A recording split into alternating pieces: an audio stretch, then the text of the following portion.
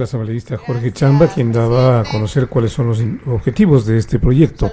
Ahora interviene la asambleísta Gisela Garzón. En el curso de la campaña política, coincidencias en Pascuales, nos presentaron este mamotreto al que le denominaron Proyecto de Ley Económica Urgente para impulsar el emprendimiento de las mujeres. Y digo mamotreto porque lo que recibimos, colegas legisladores, frente a lo que, con la adecuada conducción en su momento de la compañera vicepresidenta Esperanza Moreta y el cierre en el segundo debate del compañero presidente Patricio Chávez, sí se convierte en una ley eficiente.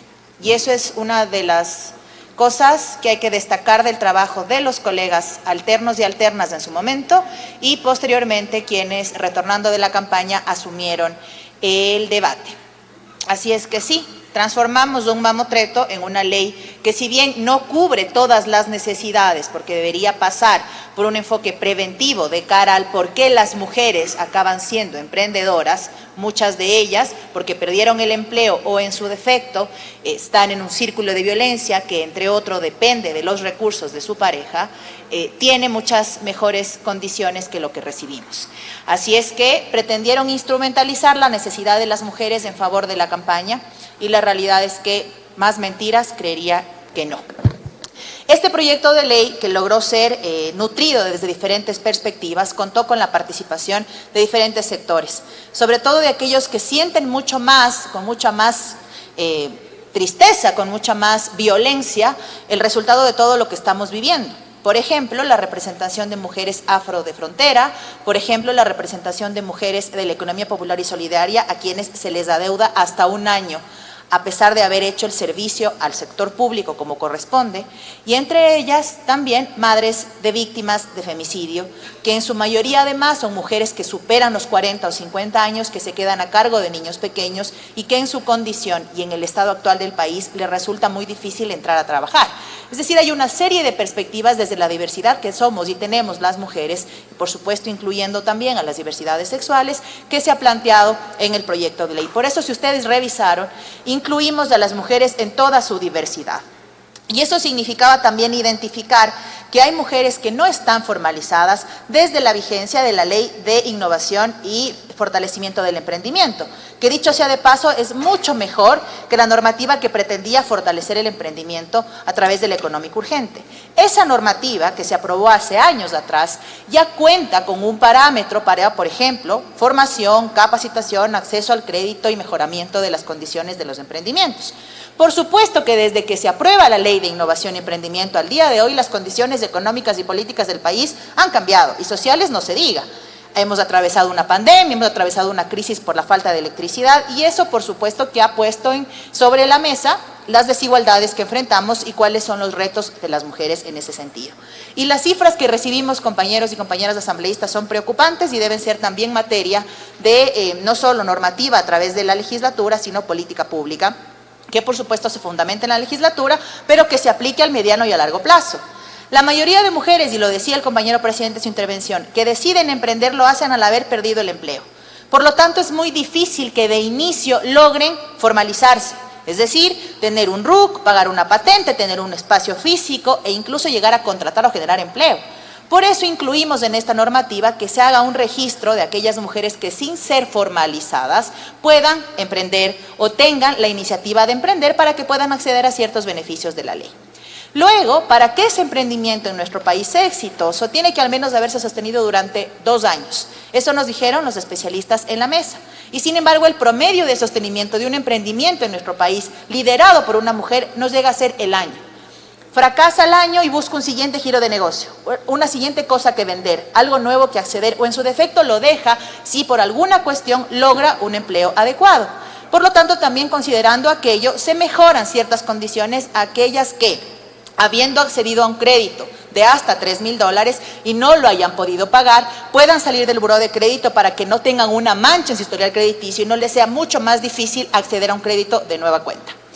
Y una de las cosas dolorosas de este tramo es el reclamo que recibimos de parte de la economía popular y solidaria, y quiero hacer un énfasis importante en esto, presidente, compañeros asambleístas, porque las mujeres, sobre todo amazónicas, que llegaron con este tema, nos decían: ¿para qué una nueva ley si es que la de la economía popular y solidaria no se cumple?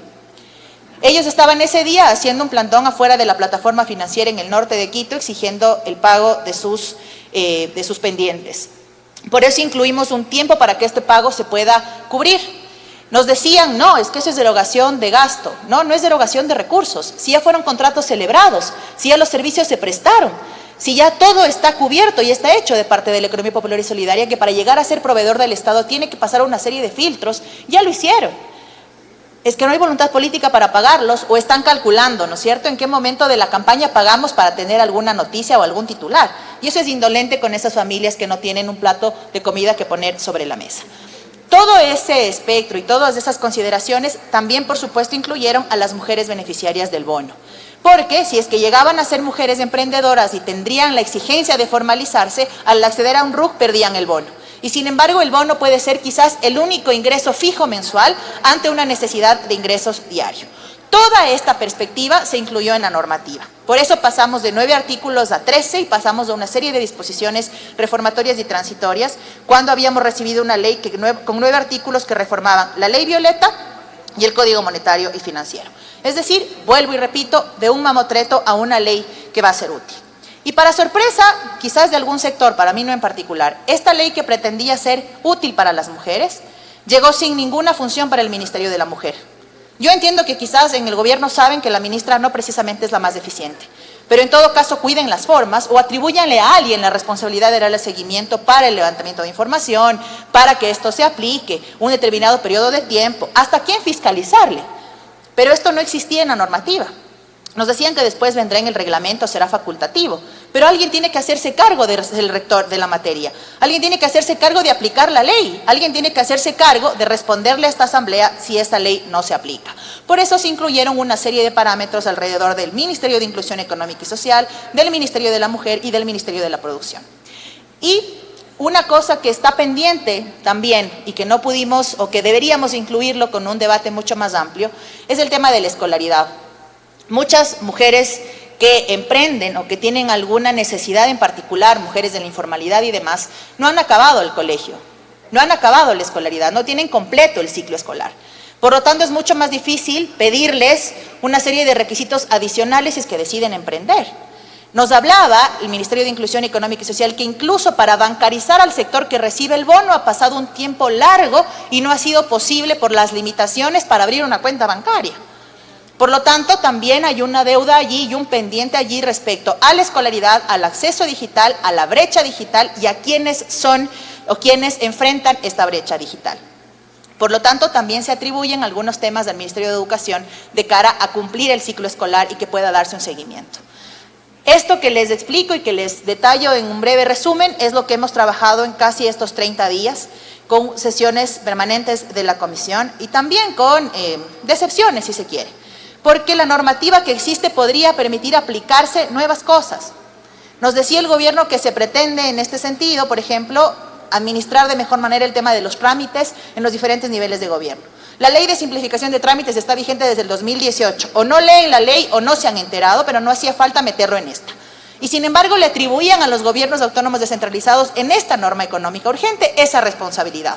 A las alcaldías les exigen seguridad, mantenimiento de la vialidad que está a su cargo, este tipo de temas y no les pagan.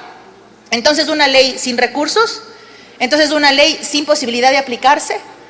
Esas son también de las cosas que le reclamamos desde la mesa y lo vamos a seguir haciendo, por supuesto, porque seremos, mientras esta comisión siga en este periodo, seremos quienes estemos cercanos a que la norma primero tenga un reglamento y después se aplique y ojalá no se vete. En todo caso, todo el trabajo que hemos hecho, voy cerrando, presidente, viene de la mano con las exigencias de la ciudadanía. No se inventaron los comisionados y las comisionadas, no se inventó la presidenta en ese momento, no fue voluntad del presidente en su conjunto. De hecho, hubo propuestas, por ejemplo, del legislador Carlos Rodríguez y del legislador Steven Ordóñez que planteaban algunos temas alrededor de la ley de empleo joven y de la ley del COTAD respecto a tema de las provincias de frontera. Pero resulta que la ley de empleo joven está vetada un año. Entonces no la podemos topar. Y el tratamiento de reformas al Código de Ordenamiento Territorial está también en tratamiento, por lo tanto no podemos violentar el procedimiento parlamentario. Todas las consideraciones se han tomado, colegas legisladores. Es una ley que ahora sí vale la pena apoyar y que, por supuesto, quienes regresan al legislativo tendrán la tarea de fiscalizar y, en todo caso, de mejorarla, de ser el caso, para que esto que tiene al día de hoy sí una buena intención se transforme tanto en política pública como en trabajo responsable de los ministerios que el día de hoy son rectores de las nuevas atribuciones que esta ley les plantea. Gracias, presidente. Tiene la palabra la legisladora.